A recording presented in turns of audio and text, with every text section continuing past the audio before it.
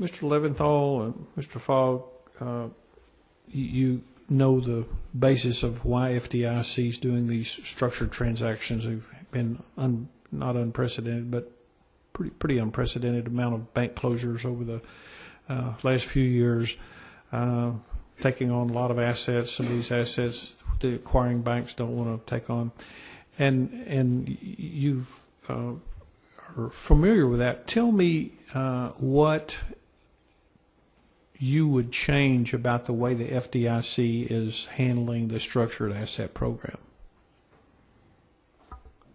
Thank you, Mr. Chairman. As I mentioned earlier, the structured transaction program is an important tool for the FDIC to be able to liquidate assets. And it is very sensible that the FDIC goes into partnership with private partners who are experts in the field. It would not make sense to get someone that is not an expert. I think that the primary issue that needs to be addressed is borrowers should have an expectation that they're doing business with banks. Banks operate in a manner that borrowers are accustomed to. If we could divest the obligations of some of these individual borrowers in these structured transactions before they're entered into, where the private partner comes in and they acquire all the assets and they take the skill set that they have and the assistance that they're getting from the FDIC to be able to improve on the assets, I think that a structure could come about that would result in a better financial reward to the FDIC, one, and two, an improvement within local economies. Mr. Fogg?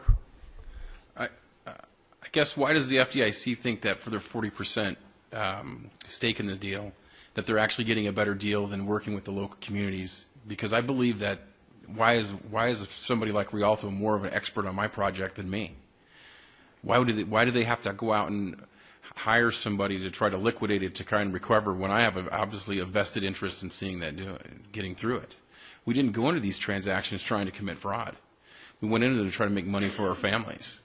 So by the FDIC putting them in a big structured transaction, hiring some guys from who knows where in the country, how are they more of an expert on my piece of property or my particular grocery store or high-rise building than they are? All they do is they go out and after they get the property, they come back and hire other people from our community to be their so-called experts when we were there to begin with. And so you heard FDIC say that there is a transition period between the time when they acquire those assets and then where they put them into the structured transaction. That period of time can be anywhere from, I think, 9 months or somewhere in that neighborhood, 9 to 12 months. In your own experience, Mr. Leventhal, in that 12-month period before your loans were put into the structured transaction, tell me a little bit about your dealings with FDIC. Well, thank you, Mr. Chairman. First, I think I'd be remiss if I didn't let this community know that I have been very fortunate. I have recently settled my disputes, which I had one with Rialto. I've had other matters with other structured transactions which have not resulted in any poor experiences for me. And I can say that my experience with the FDIC may be a little bit surprising, but during the term of receivership, I worked well with them. Unfortunately for me, during the term of receivership, which I believe was approximately October or the fall of 2009 for about 10 or 12 months, we were facing one of the worst real estate recessions this country has ever seen.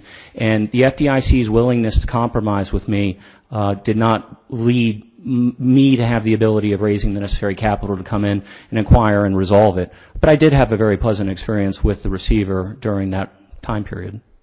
So while they were cooperating with you, you were in a market where going out and getting additional financing to take that loan out was not available to you? Capital was completely scarce, more so in particular for the type of property that was the subject of that loan.